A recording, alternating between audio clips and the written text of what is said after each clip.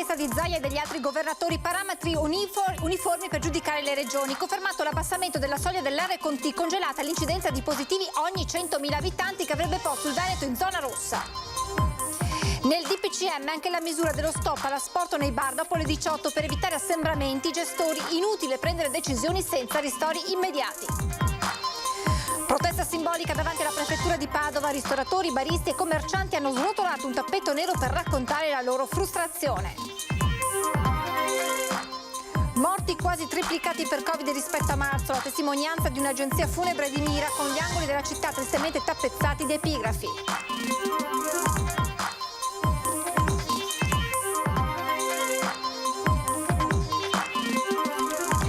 L'assessore sotto nella tempesta per aver cantato a faccetta nera in una trasmissione televisiva. Il video dei lupi sotto minacce, Christian Ghedina, fratello dell'autore del video. La mamma è positiva al Covid prima del parto, ma Alice, la bimba che portava in grembo, nasce negativa.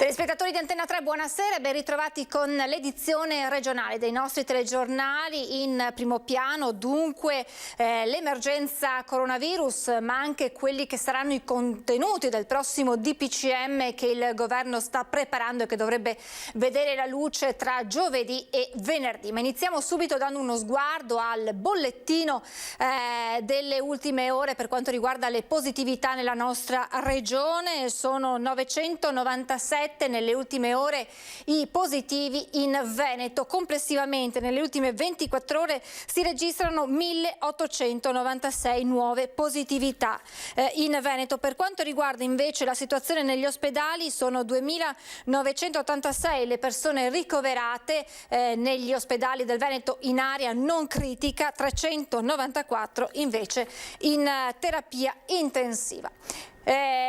Prima di approfondire quelli che sono stati tanti temi affrontati oggi nella conferenza stampa a Marghera, subito uno sguardo al sondaggio che vi presentiamo questa sera.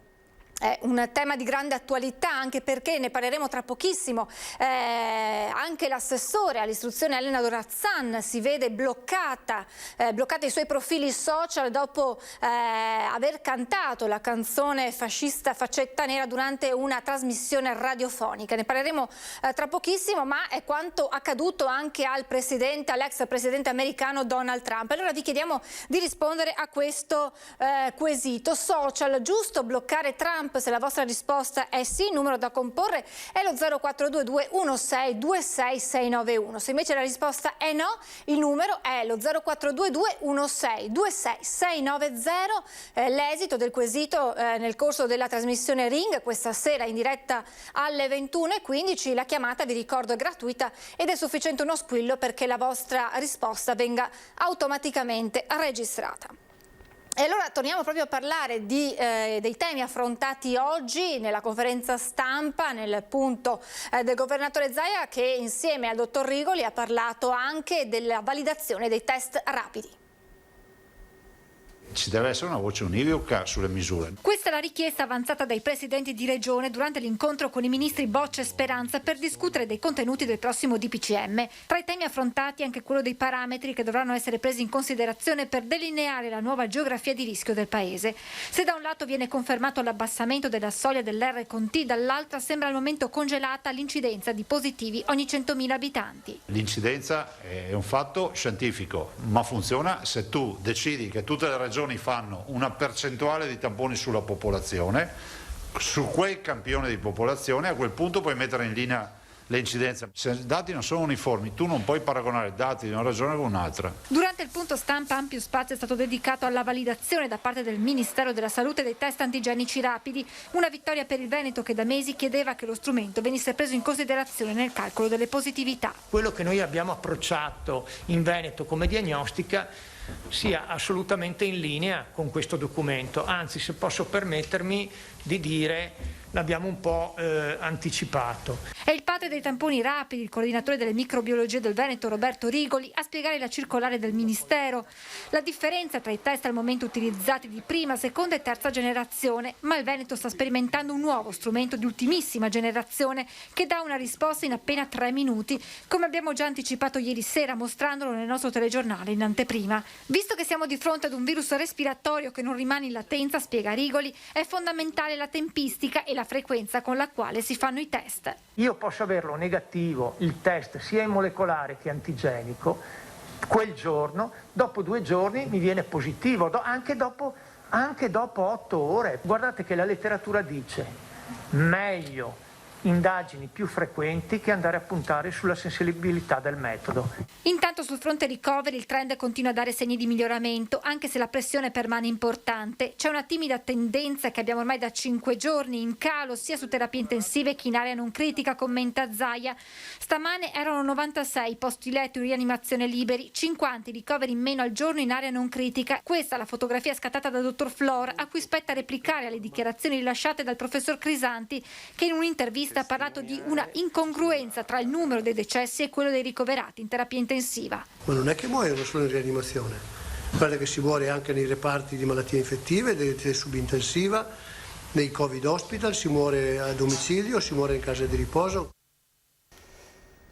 E tra le varie misure che dovrebbero essere introdotte nel prossimo DPCM anche lo stop all'asporto per i bar dopo le 18. Una misura che chi è del settore commenta dicendo vanno bene queste misure se però sono accompagnate da ristori immediati. La strada che il governo intende seguire nel prossimo DPCM per contrastare la Movida sembra ormai delineata. Il decreto, che dovrebbe vedere la luce tra giovedì e venerdì, infatti, potrebbe prevedere il divieto per i bar del servizio di asporto dopo le 18, mantenendo invece le consegne a domicilio.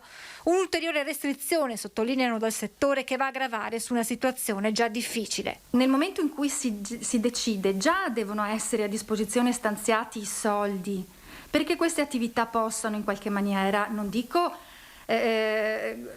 guadagnare, ma proprio stare in piedi. Parliamo adesso che forse arrivano i ristori del periodo natalizio, non c'è più la disponibilità economica delle attività dei pubblici esercizi per sostenere una situazione come questa. Spiega Michele Pozzobona, titolare di un bar in centro a Treviso, come i clienti fatichino a scegliere il servizio del takeaway. I flussi nei locali di takeaway non ci sono, cioè le persone non scelgono questa strada come soluzione all'acquisto dei nostri prodotti. La spesa nominale è molto bassa, per cui io devo tenere anche un dipendente per degli importi insufficienti. Misure che il governo intende adottare per contrastare assembramenti pericolosi per la diffusione del virus. Non sono giustificabili situazioni di questo tipo, immagini come quelle che abbiamo visto di assembramenti e di movida, cosiddetta movida ritrovi di giovani in un momento come questo. Non può pagare la categoria intera in tutto il territorio nazionale, è lì che bisogna agire nel momento preciso in cui queste cose accadono, con delle multe, con delle sanzioni. E poi c'è la protesta simbolica e nel rispetto delle regole davanti alla prefettura di Padova, proprio dei rappresentanti di App e Confcommercio con ristoratori, baristi e commercianti che hanno srotolato un simbolico tappeto nero. Ancora qualche settimana così e sinceramente se non arrivano ristori sicuri, certi e adeguati a sostenere le imprese, per molti pubblici esercizi potrebbe essere la fine. E qui si sta decretando anche la nostra morte. Sembra che il governo non si prenda la responsabilità di capire cosa vuol dire fare impresa e come si deve fare impresa. Hanno camminato fianco a fianco partendo dalle fasce gialla, arancione e rossa per poi attraversare il tappeto nero e fermarsi davanti a un tavolo apparecchiato senza sedie. Non ce la fanno più i pubblici esercizi della provincia di Padova, 3.500 imprese, ognuna ha 7-8 persone al lavoro e con loro tutto l'indotto, e hanno pensato di raccontarlo alla città davanti alla prefettura. Critici sulla partita dei ristori, ecco il perché. È stata fatta una scelta di darci il 100% che non è ancora arrivato per il mese di dicembre sulla base di aprile, calcolando che nel mese di aprile rispetto al fatturato che noi facciamo in dicembre è una piccolissima percentuale. Di conseguenza ci ritroviamo a soffrire un nuovo lockdown che paragonato al primo è ancora più difficile. Del resto la chiusura di Natale, il periodo più ricco di incassi, ha messo in ginocchio imprese già provate. Al loro fianco il Comune di Padova che nel 2020 ha stanziato quasi 5 milioni di euro per sostenere queste imprese. Ora ci attendiamo che arrivino i ristori per queste attività che sono quelli previsti quando una regione sale di livello, come è il caso del Veneto da giallo arancione, c'è bisogno di certezza. Nel generale mare di lacrime c'è qualcuno che sta anche peggio, come gli ambulanti delle fiere o chi gestisce i locali da ballo.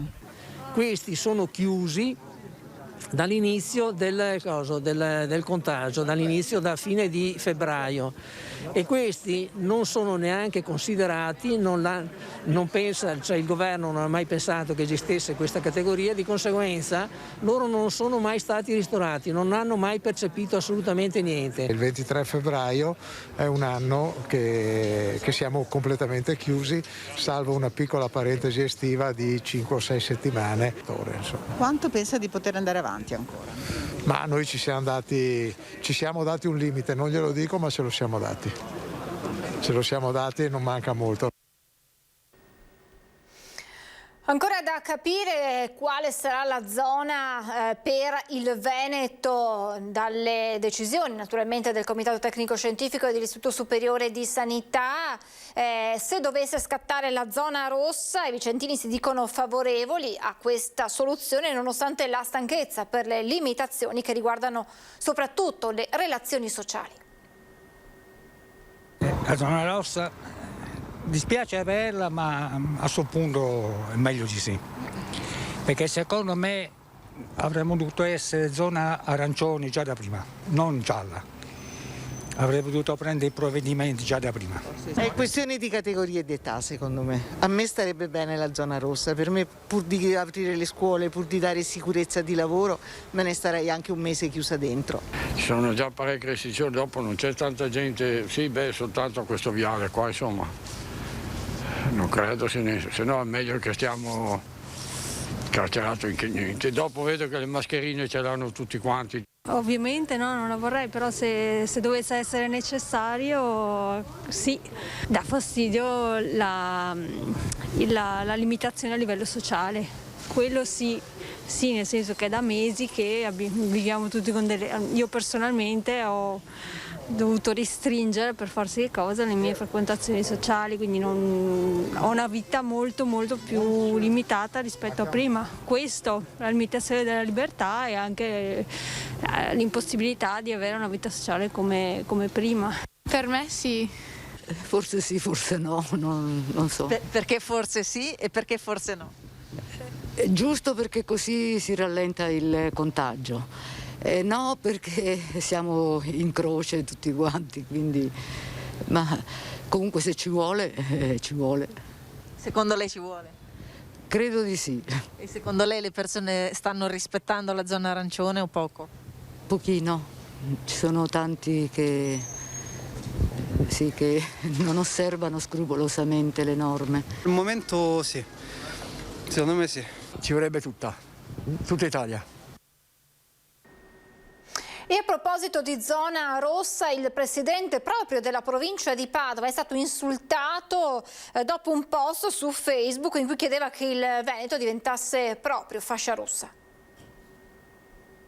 Vi avevo detto chiusura totale per alcuni giorni e rimborso almeno all'80% a quelle attività che hanno un reale danno da questa pandemia. Non avevo detto chiudiamo e basta, avevo aggiunto anche questo.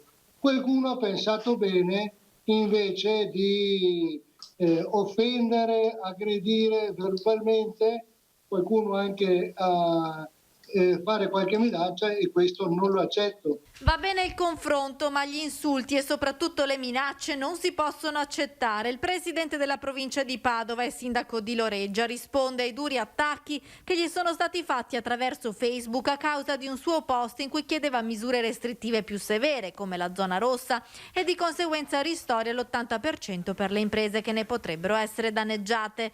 La sua affermazione ha scatenato gli haters che hanno insultato il presidente con i peggiori improperi, arrivando anche alle minacce. E Bui risponde così. Oggi sporgerò querela per diffamazione. Bene, noi sindaci abbiamo l'obbligo di dire anche qual è le esigenze che nascono dal territorio e riportarle agli organismi superiori, alla regione in primis, poi al governo. Ma non possiamo pagare noi sindaci per mancate scelte altrui. Noi siamo qua tutto il giorno a fianco dei cittadini e comprendo la disperazione di tutti i cittadini, dei commercianti, dei pubblici esercizi. La comprendiamo perché siamo al loro fianco. Si tratta di un sacrificio necessario, non ci si può permettere di vanificare gli sforzi della campagna vaccinale contro il Covid che nella nostra regione è partita con l'acceleratore, spiega Bui. Come sindaco comprende il dramma che stanno vivendo le categorie economiche, ma serve un ultimo sforzo. Morti quasi triplicate per Covid rispetto a marzo, così da un'agenzia funebre della Riviera del Brenta, con gli angoli della città tappezzati tristemente di epigrafi. Morti triplicate rispetto alla prima ondata di febbraio e marzo, ci dicono i titolari di un'agenzia di onoranze funebri della Riviera del Brenta. Per quanto riguarda la nostra zona, marzo-aprile dell'anno scorso non eravamo a questi numeri, infatti vedevamo da fuori la situazione. Quasi increduli, quindi i numeri li abbiamo visti moltiplicati in questi ultimi 2 mesi. Restiamo basiti anche noi osservando la vetrina delle pompe funebri. Contiamo più di una trentina di epigrafi con le date dei decessi risalenti per lo più tra fine dicembre e i primi di gennaio. Per quanto riguarda la mia esperienza ormai di 15-20 anni, posso dire che un periodo come questo non si è mai verificato. A Mestre, in piazza Ferretto, come a Auriago di Mira, le gremite foto dei defunti si susseguono una dietro l'altra, non lasciando quasi neanche più spazio nell'aria. Qui qualcuno ha scritto anche una breve biografia con tanto di dedica e di riconoscenza ad uno dei cari estinti. Basta girare per i paesi, si vedono il numero di epigrafi che sono affissi ai muri e si capisce la situazione che non è una situazione di sicuro normale, e soprattutto in questo periodo, in questi ultimi 2 mesi. E poi c'è l'ulteriore sofferenza nel tormento della crisi economica. Ci sono diversi casi che si presentano dicendo guarda che non abbiamo la disponibilità di poter pagare il funerale, quindi questa è una domanda che prima io sono 20 anni che faccio questo servizio, non mi era mai stata posta. Con le onoranze funebri che in alcuni casi anticipano l'intera spesa o la direzione onorate che vengono segnate mensilmente come una volta nel quaderno, con i funerali che ora, in alcuni casi gratuitamente, si possono eseguire pure via streaming. È servito d'aiuto e da sostegno ed è un servizio che servirà anche in futuro, in quanto la famiglia può avere dei familiari che abitano all'estero e saranno impossibilitati comunque a venire e potranno seguire la cerimonia direttamente da casa. E adesso il polverone che si è sollevato intorno all'assessore regionale all'istruzione Elena Donazzan, dopo che quest'ultima qualche giorno fa durante la trasmissione radiofonica La Zanzara aveva intonato le note di Faccetta Nera. Ebbene, notizie proprio di questi ultimi minuti, i profili social dell'assessore sono stati oscurati, la decisione sarebbe appunto legata a quanto accaduto. Uccisa da Facebook & Co, commenta all'ANSA l'assessore, si chiama pulizia etnica del pensiero. Le parole del governatore Zaia in merito a questo, dice deve scusarsi, lei lo fa nel pomeriggio, però poi contrattacca, è un caso montato. Faccetta nera intonata alla radio, Elena Donazzan, assessore regionale alla formazione e al lavoro nella bufera. Ci scherza su, sdrammatizza, poi si scusa, ma il centro-sinistra vuole la sua testa.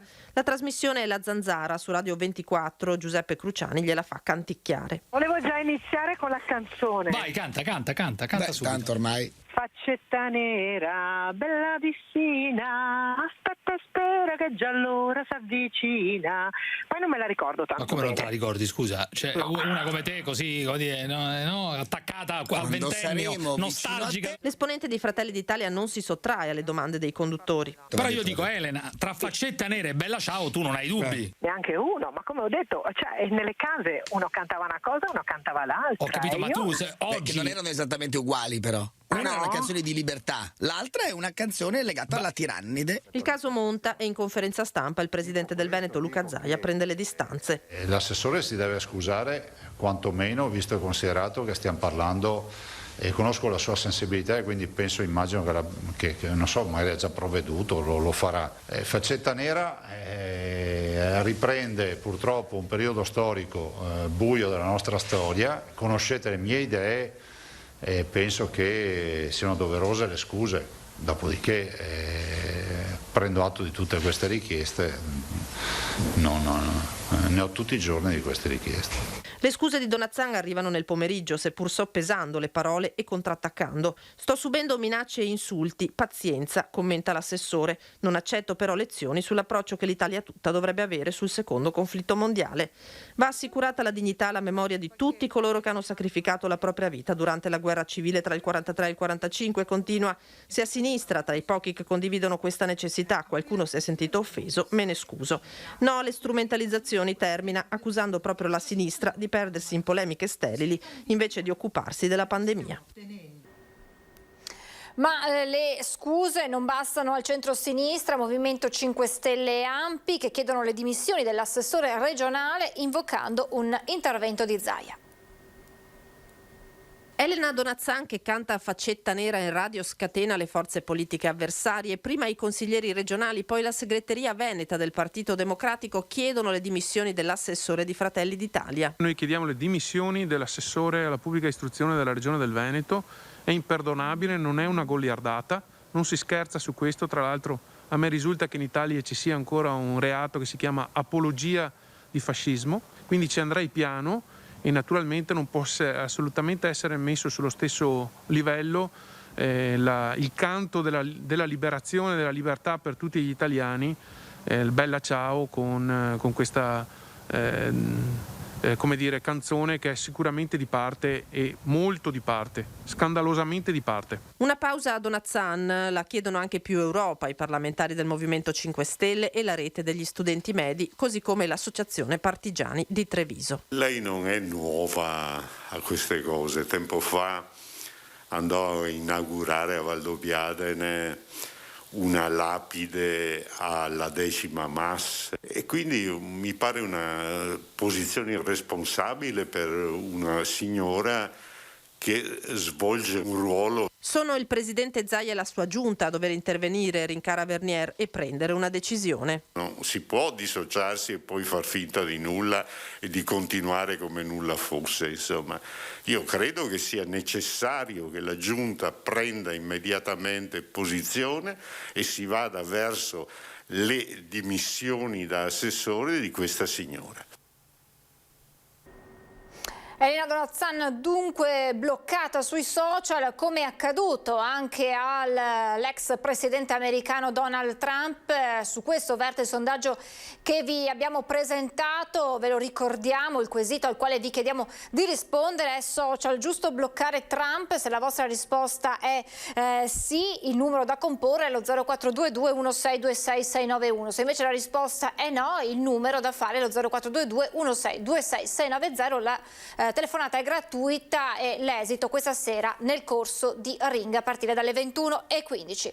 E adesso torniamo invece al video di quell'automobilista che rincorreva i lupi tra due muri di neve nel Bellunese. Sono a fare il video il fratello di Christian Ghedina e sono pesanti le minacce sul web all'ex campione di sci e alla sua famiglia. L'ex discesista dice si commentano da soli. Minacce pesantissime anche di morte sono comparse in un post del 2 gennaio che Christian Ghedina ha lasciato su Facebook per augurare buon anno a tutti i suoi fan e agli amici. La foto di famiglia con la compagna e il suo bambino di pochi mesi sporcata da messaggi vergognosi rivolti al campione, alla sua famiglia e al fratello Luca, reo di aver registrato il video diventato virale in cui si vede l'inseguimento di un branco di lupi. Loro ritengono che sia una cosa che ha fatto che non è corretta. Non devono di certo tirare dentro tutti quanti. A me dispiace perché c'è veramente, questi qua secondo me sono tutti leoni da tastiera. Alcuni commenti fanno caponare la pelle, a dimostrazione di come la rete, grazie ai social, sia ritenuta una sorta di zona franca per gli odiatori di professione e per chi, non avendo neppure il coraggio di firmarsi col proprio nome e cognome, si nasconde sotto falsa identità.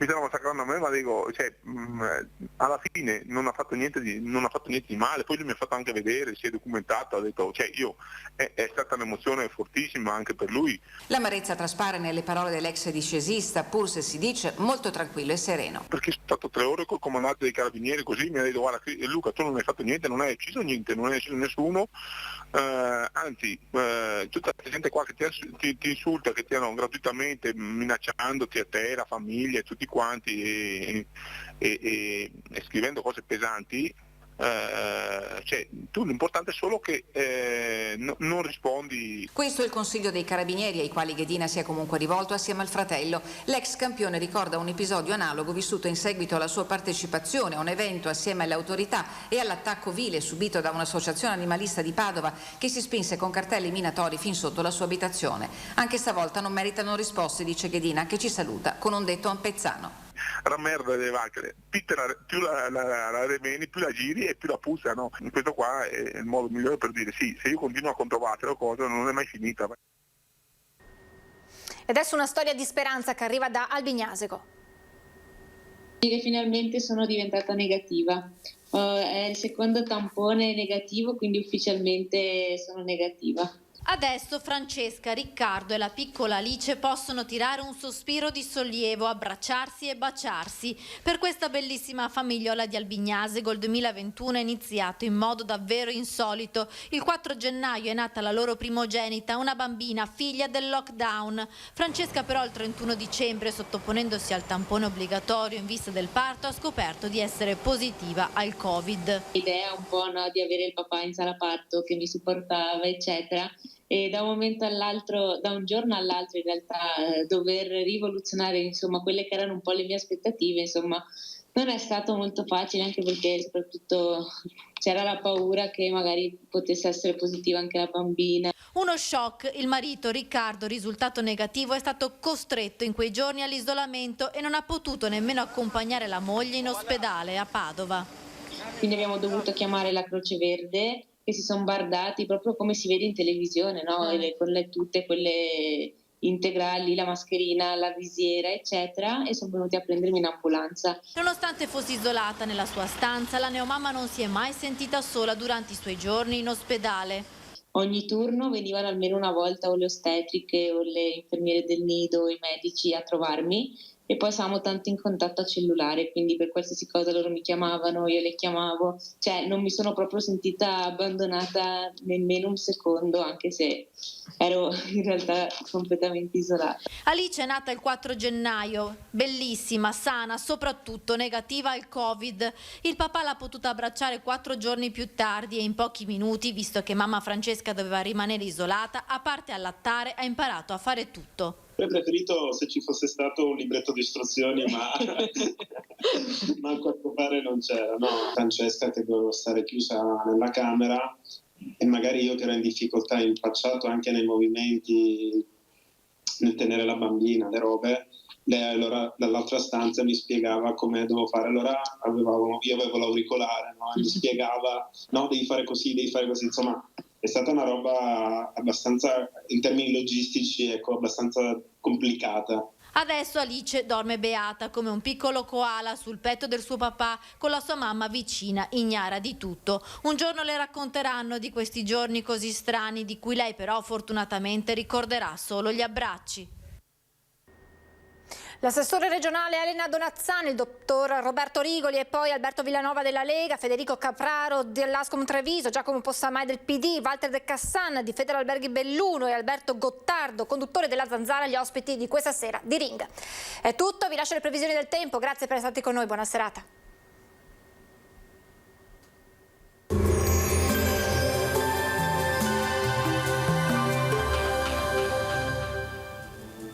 Benvenuti al Meteo. Temporanea stabilità sul nostro territorio, bel tempo dunque, ma sempre con un clima piuttosto rigido. Il dettaglio di martedì 12 gennaio. Sul Veneto precipitazioni assenti, avremo un ampio soleggiamento, il cielo si presenterà poco nuvoloso con ampi spazi di sereno e alcune fasi di nuvolosità. Nelle ore più fredde non si esclude anche qualche occasionale banco di nebbia in pianura. Qualche fiocco di neve sulle Dolomiti settentrionali alla sera.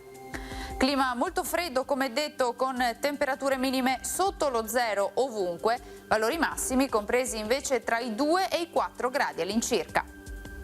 Ci spostiamo ora sul Friuli Venezia Giulia, anche qui tanto sole su tutti i settori, solo con qualche velatura e locali addensamenti, ma saranno del tutto innocui. Temperature minime intorno a -1 grado, massime sui 3-5 gradi. Uno sguardo infine alla situazione del Trentino Alto Adige, poche novità, asciutto e soleggiato anche qui su tutti i settori con cielo sereno, locali nevicate a bassa quota sui settori di confine. Temperature minime sui -3, -2 gradi, massime invece sui 3 gradi all'incirca. Dal meteo di Antena 3 per ora è tutto, grazie per l'attenzione e arrivederci al prossimo aggiornamento.